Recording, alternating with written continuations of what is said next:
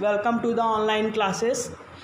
We have completed part 1, part 2, part 3 of the chapter 1, Rise of Nationalism of Europe, in the subject Social Science of class 10. Now we are here with the part 4 of your chapter. In the part 4 we will study about the topic the making of Germany and Italy.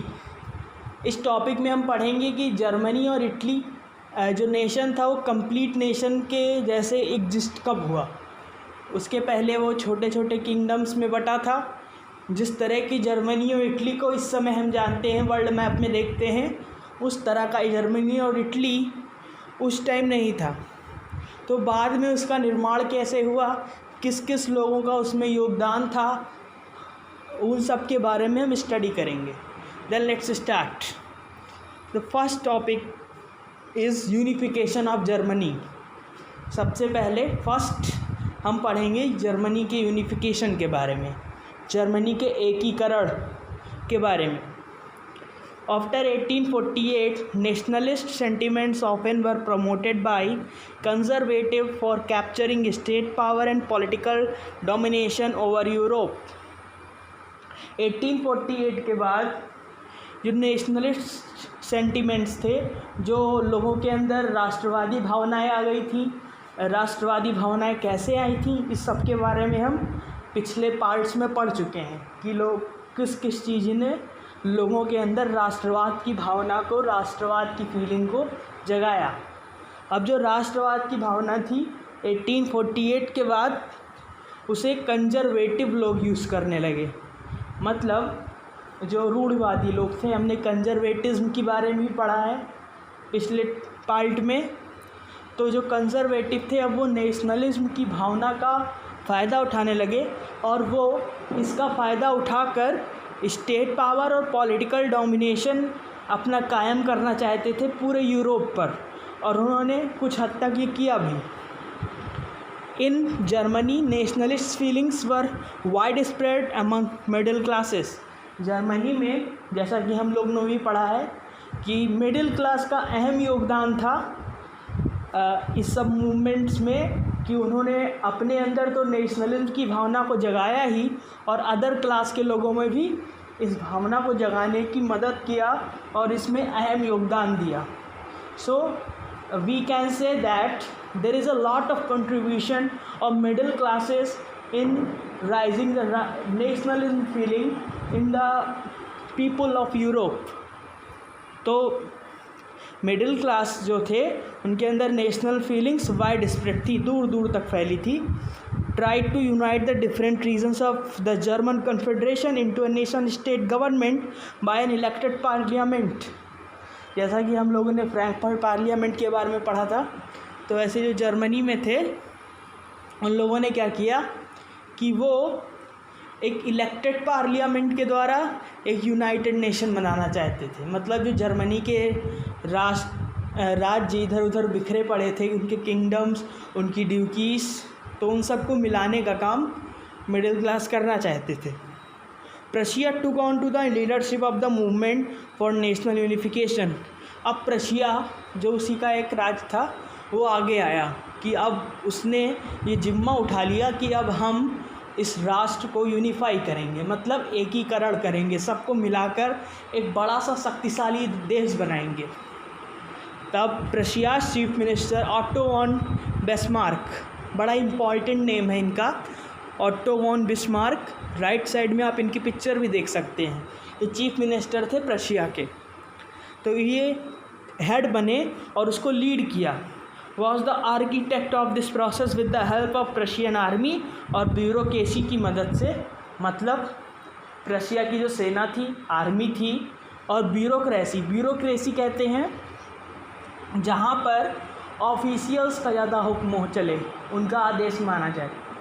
जैसे कि अपने यहाँ bureaucracy नहीं है, सरकार जो order देती है अधिकारी उसके अनुसार काम करते हैं, और ब्यूरोक्रेसी में अधिकारी के पास ज़्यादा पावर आती है, इलेक्टेड रिप्रेजेंटेटिव का ज़्यादा हक नहीं रहता आदेशों पर।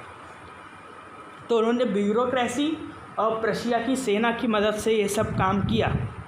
Different stages in the unification of Germany. So 4 stage में ये काम हुआ, first stage, second stage, third stage and fourth stage. चारों स्टेज के बारे में हम ब्रीफ वे में पढ़ेंगे, एक्सप्लेन वे में। The different stages that led to the final unification of Germany are recounted as under and in all stages Otto von Bismarck. मतलब जितने भी 4 स्टेज हुए वो सब प्रशिया के चांसलर कह लीजिए या प्रशिया के चीफ मिनिस्टर कह लीजिए, वो ओट्टो वैन बिस्मार्क के अंडर में हुए। चारों में उनका अहम योगदान रहा। He contributed many thing in for the unification of Germany, was the chancellor and chief minister of Prussia. First stage के बारे में पढ़ेंगे। To unite Germany and to frame constitution for the united Germany, a constituent assembly met at Frankfurt. मतलब unite को बनाने के लिए, एक जर्मनी को यूनाइट करने के लिए, एकता उसमें एकीकरण करने के लिए एक कॉन्स्टिट्यूट असेंबली मिली फ्रैंकफर्ट। कॉन्स्टिट्यूट असेंबली का मतलब आप समझते ही होंगे। This assembly propose the unification of Germany under the king of Prussia. मतलब उन लोगों ने चाहा कि ये यूनिफिकेशन जर्मनी का प्रशिया के राजा के अंडर में हो। The king of Prussia however oppose the idea of becoming a constitutional monarch. Prussia के राजा थे, जाहिर सी बात थी, उनके पास सारी शक्तियाँ थी, उनके पास एब्सोल्यूट पावर थी, मतलब पूर्ण शक्तियाँ थीं। और जब उनके पास ये प्रस्ताव रखा गया कि हम कॉन्स्टिट्यूशनल मोनार्च बनाना चाहते हैं आपको, मतलब आप हमारे पार्लियामेंट के अंडर रहेंगे, आप राजा तो होंगे, आप हमारे देश का प्रतिनिधित्व तो करेंगे, आप हमारे देश को रिप्रेजेंट करेंगे, लेकिन आपका सारा फैसला वो हमें सोच अपने मदद में लेकर, मतलब हमें बता कर लेना होगा, आप हमारे अंडर में काम करेंगे। तो इससे राजा ने इनकार कर दिया। Repression soon followed and thousands of German revolutionaries fled to live in exile। इसके बाद क्या हुआ, रिप्रेशन आया उन पे। दमन मतलब होता है, रिप्रेशन मीन्स दमन। And thousands of German revolutionaries fled to live in exile. और हजारों जर्मन क्रांतिकारी जंगल में रहने के लिए भाग गए। Thus ended the first phase of the unification of Germany. अब ये यहाँ पे अंत हो गया फर्स्ट फेज का, फर्स्ट स्टेज का। अब Germany was to unified by the policy of blood and iron as pursued by Bismarck. अब अभी बातचीत का जरिया अपनाया गया। अब बिस्मार्क ने समझ लिया था, अब इसमें ब्लड एंड आयरन की नीति से अब हमें जर्मनी को यूनाइट करना पड़ेगा, यूनिफाइड करना पड़ेगा। ब्लड एंड आयरन मीन्स मतलब होता है फोर्सफुली यूज़ ऑफ फोर्स, मतलब कठोर रूप से अब हमें बल का प्रयोग करके, फोर्सफुली यूज़ ऑफ फोर्स करके अब हमें इस देश को यूनिफिकेशन में ले जाना पड़ेगा, इसको इस तरह एकीकरण करना होगा। तो इन्होंने अपनी मिलिट्री पावर और एस्ट्यूट डिप्लोमेसी, एस्ट्यूट मीन्स होता है बहुत ही चतुर कूटनीति से उन्होंने ये सब काम करना शुरू किया। सेकेंड स्टेज जो था वो war against Denmark. Bismarck picked up a quarrel with Denmark over the question of the control of 2 duchies of Schleswig and Holstein. अब बिस्मार्क ने वहाँ से डेनमार्क से झगड़ा मोल ले लिया। किस कारण? सिर्फ 2 ड्यूकीज़ के लिए। 2 ड्यूकी कहते हैं जिस पर ड्यूक का शासन हो, एक प्रकार से छोटा सा किंगडम मान लीजिए, छोटा सा वो शहर मान लीजिए। तो सेल्सविग और हॉल्स्टीन नाम की 2 ड्यूकीज़ थी, उस पर झगड़ा हो गया डेनमार्क और प्रशिया के बीच। In 1864 AD he fought a war against Denmark and took control of Schleswig. 1864 में 1864 इम्पॉर्टेंट डेट है, आपको ये याद रखनी है। इस दिन, इस ईयर में डेनमार्क ने लड़ाई लड़ी और उन्होंने जीत हासिल कर ली और सेल्सविग पर कब्जा कर लिया, took control of Schleswig. The third stage war against Austria, और उन्होंने ऑस्ट्रिया के खिलाफ युद्ध किया 1866 में। Bismarck wanted to complete the unification of Germany by ousting Austria for Germany. अब बिस्मार्क चाहते थे कंप्लीट करना यूनिफिकेशन किसके? जर्मनी का। तो उन्होंने किस लिए, कैसे करना चाहते थे? ऑस्ट्रिया को जर्मनी से बाहर करके। अलग करके। इन 1866 AD Prussia defeated Austria and annex the territories of Hanover, Holstein, Luxembourg, Frankfurt etc। अब प्रशिया ने ऑस्ट्रिया पर हरा दिया और कब्जा कर लिया Hanover, Holstein, Luxembourg, Frankfurt etc। अब ये जो नाम हैं, कई तरह के फैक्ट हैं जो मैंने आपको बताए, ये आपको ध्यान में रखना होगा जब आप लॉन्ग आंसर लिख रहे हैं। Thereby dissolving the German confederation once for all, उन्होंने जर्मन कन्फेडरेशन भंग कर दिया और नए सिरे से उसको फिर से बनाया।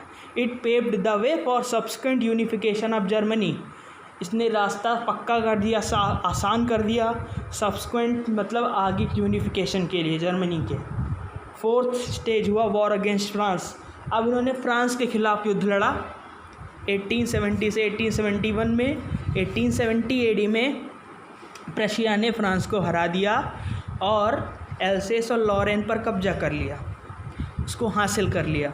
The impact of Prussia's impressive victories were so great that the other German states also joined the German confederation which recognised the Prussian king as its hereditary head.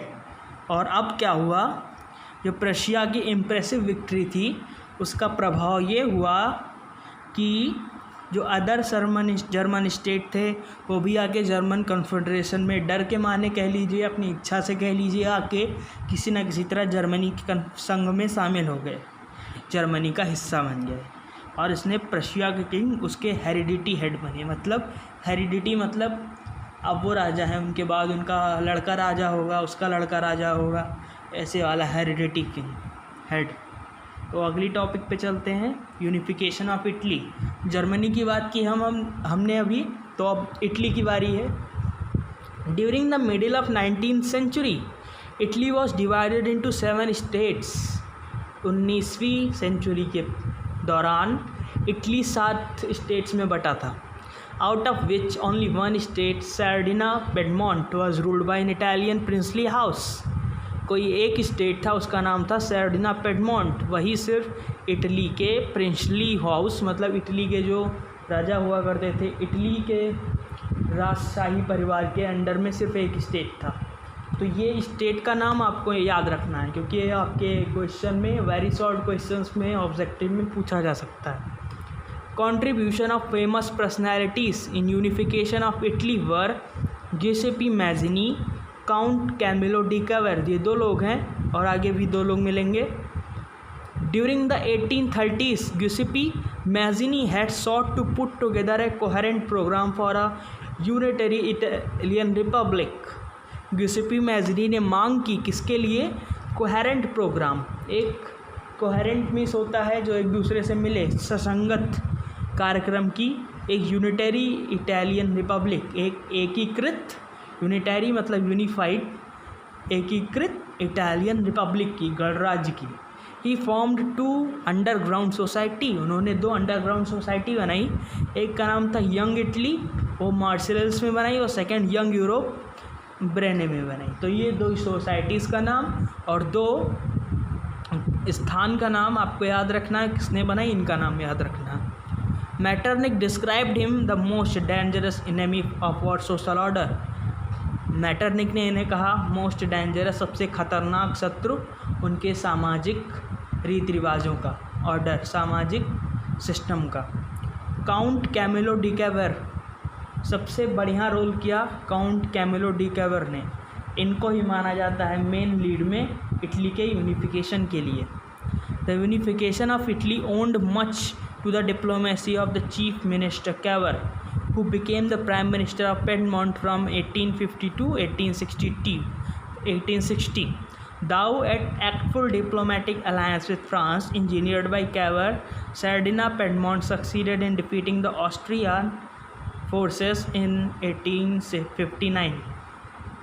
तो जो कैवर थे, जो चीफ मिनिस्टर थे, बाद में वो Piedmont के prime minister भी बने, तो उन्होंने जो इंजीनियरिंग की डेमोक्रेसी के साथ, मतलब एक दूसरे से, एक फ्रांस के साथ उन्होंने जो अपने रिश्ते बनाए, जो उन्होंने रिश्ते की नींव रखी, उसके कारण जो उनको फ्रांस का सहयोग मिला, इसीलिए सार्डिना पेडमोंट ने डिफीट कर दिया ऑस्ट्रियन फोर्स को 1859 में।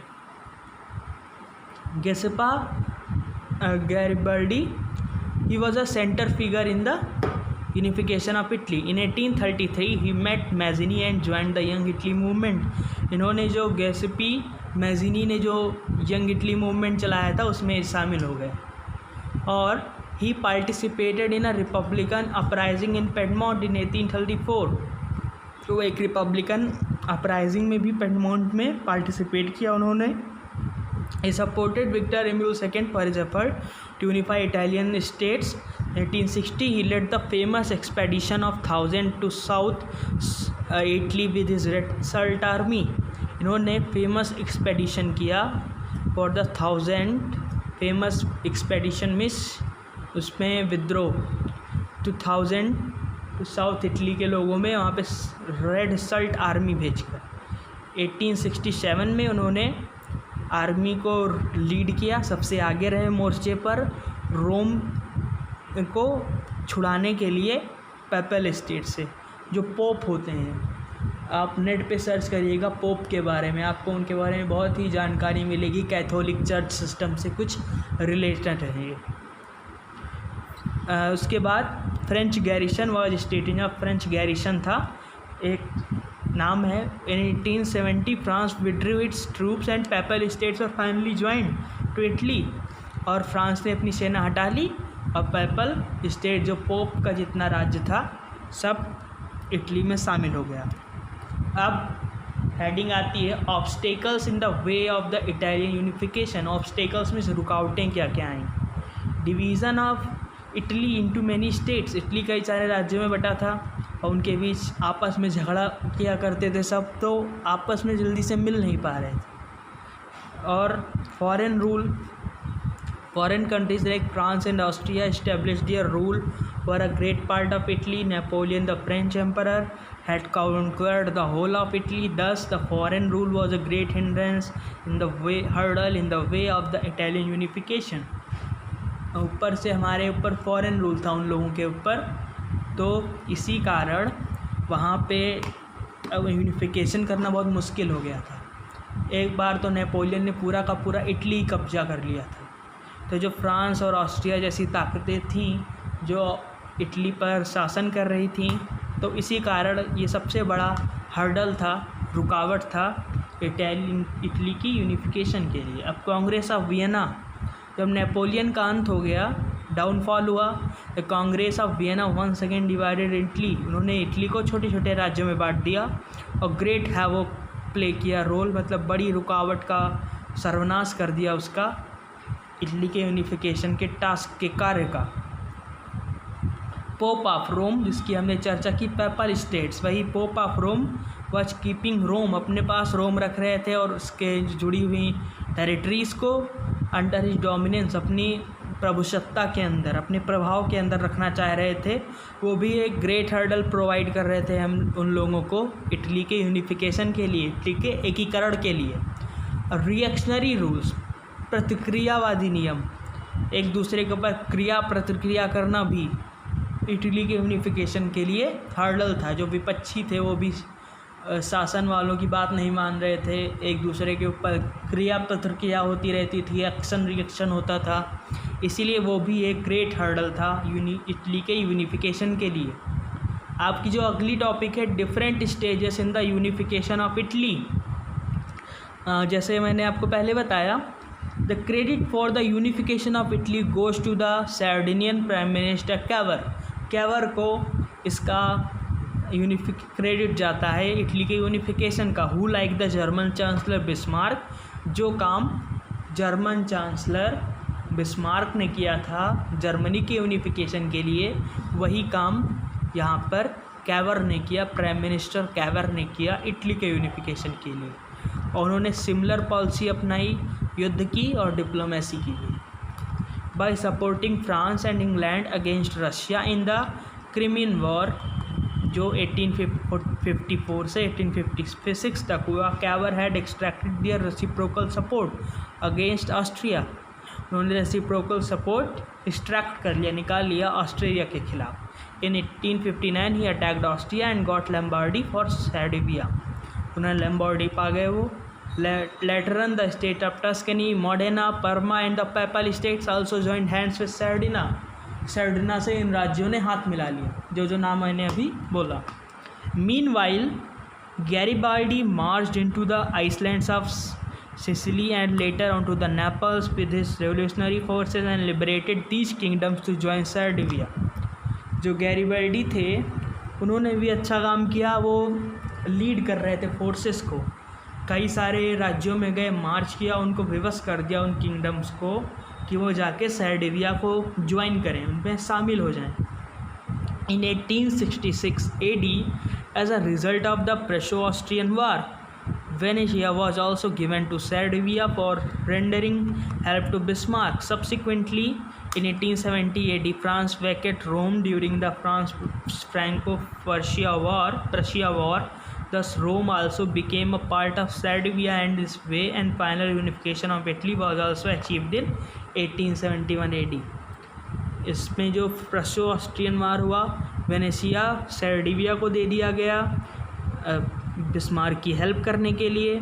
सब्सिक्वेंटली आगे 1870 एडी में फ्रांस ने रोम खाली कर दिया और रोम सर्डिविया का हिस्सा बन गया, और तब जाके 1871 में इटली का यूनिफिकेशन पूरी तरीके से पूरा हुआ। ग्रोथ ऑफ ग्रेट ब्रिटेन, हमने इटली की बात की, जर्मनी की बात की, अब ब्रिटेन की बात करेंगे। In Britain the formation of a nation state was not the result of a sudden upheaval or revolution, it was the result of a long drawn out process. मतलब ब्रिटेन में कोई अचानक कोई ऐसा उथल पुथल नहीं हुआ राजनीतिक या सेना का कि वहाँ पे अचानक वो नेशन स्टेट बन जाए। वो एक लंबी प्रक्रिया के कारण ये परिणाम आया कि वो नेशन स्टेट बनना बाद में, तो कई साल लगे इसमें। There was no British nation period to the 18th century. 18वीं शताब्दी के पहले कोई ब्रिटेन का नाम नहीं जानता था, ब्रिटेन कोई राष्ट्र नहीं हुआ करता था। Primary identities of the people who inhabited the British Isles were ethnic ones like English, Welsh, Scot और Irish। जो वहाँ पे ब्रिटिश टापू पर रहते थे उनकी पहचान यही थी कि वो उनकी भाषाएं जो थी इंग्लिश, वेल्स, स्कॉट और आयरिश के रूप में वो पहचाने जाते थे। The growth of Great Britain as nation state can be understood sequentially with the points given below। The growth of Great Britain as nation state, मतलब जो ग्रेट ब्रिटेन का ग्रोथ था एक नेशन स्टेट के लिए कैन बी, वो हम sequentially समझेंगे नीचे दिए गए पॉइंट्स से। As the English nation steadily grew in wealth, importance and power, it was able to extend its influence over the other nations of island. जो पूरा टापू है उस पर जब ब्रिटेन का इंग्लिश नेशन जो था उसका जब वो उसका धन बढ़ा, उसकी उपयोगिता बढ़ी, उसकी शक्तियाँ बढ़ी, तो वो अपना प्रभाव डालने में शक्ति और ज़्यादा सक्षम हो गया अदर नेशंस पर भी। The English parliament which has seized power from the monarchy in 1688 at the end of a protracted conflict. मतलब जो इंग्लिश पार्लियामेंट थी उसने वहाँ के राजशाही को ख़त्म कर दिया था, राजतंत्र को ख़त्म कर दिया था। 1688 में सभी शक्तियाँ उससे छीन ली। was the instrument through which a nation state with England at its center came to be forged। इस तरह इंग्लैंड एक राष्ट्र के रूप में उभरा, वो एग्जिस्टेंस में आया। Incorporation of Scotland in United kingdom, United kingdom में स्कॉटलैंड का निवेश, मतलब स्कॉटलैंड में यूनाइटेड किंगडम में स्कॉटलैंड कैसे मिला उसके बारे में हम जानेंगे। तो the act of union 1707 between England and Scotland that resulted in the formation of United Kingdom of Great Britain meant in effect that England was able to impose its influence on Scotland। जो act of union बना, act of union की date year था 1707। England और Scotland के बीच act of union का समझौता हुआ, treaty हुई जो रिज़ल्ट जिसका परिणाम निकला कि United Kingdom of Great Britain meant in effect that England was able to impose, जो इंग्लैंड था वो सक्षम हो गया, उसके पास ये पावर्स आ गई कि वो अपना इन्फ्लुएंस डाल सके, अपना प्रभाव डाल सके स्कॉटलैंड पर। The British parliament was henceforth dominated by its English members.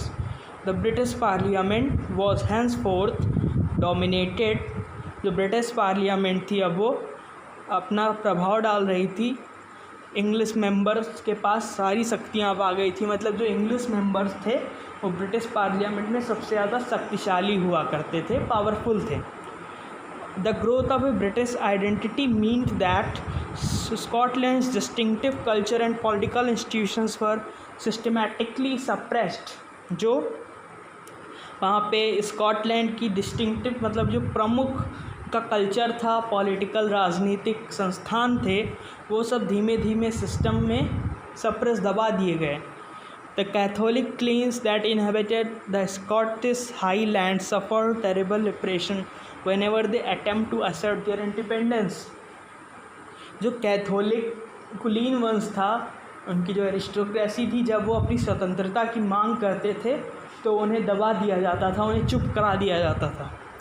The Scottish, इसके बाद the Scotland were forbidden to speak their Gaelic language, और उन्हें यहाँ तक कर दिया गया, जो स्कॉट के हाईलैंडर्स थे, बड़े बड़े जमींदार थे, उन्हें अपनी गैलिक लैंग्वेज बोलने से रोक दिया गया और वो अपनी राष्ट्रीय वेशभूषा को भी नहीं पहन सकते थे। And large numbers were forcibly driven out of their homeland, बड़ी संख्या में लोगों को अपने घरों से भगा दिया गया।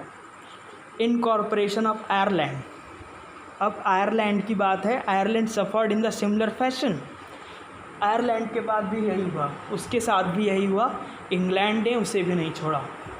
It was a country deeply divided between Catholics and Protestants. अब यहाँ पे इंग्लैंड ने कैसे फ़ायदा उठाया, आयरलैंड में दो गुट थे, एक कैथोलिक्स थे, दो दूसरे प्रोटेस्टेंट्स थे। तो इंग्लिश ने क्या किया, जो प्रोटेस्टेंट्स को मदद किया वहाँ पे जो कि वो कैथोलिक शासित जो राज्य हैं, जो देश है, उस पर अपना प्रभाव डाले, और Catholic revolts against British dominance were suppressed, और जो कैथोलिक लोग अपना विद्रोह कर रहे थे उसे दबा दिया गया।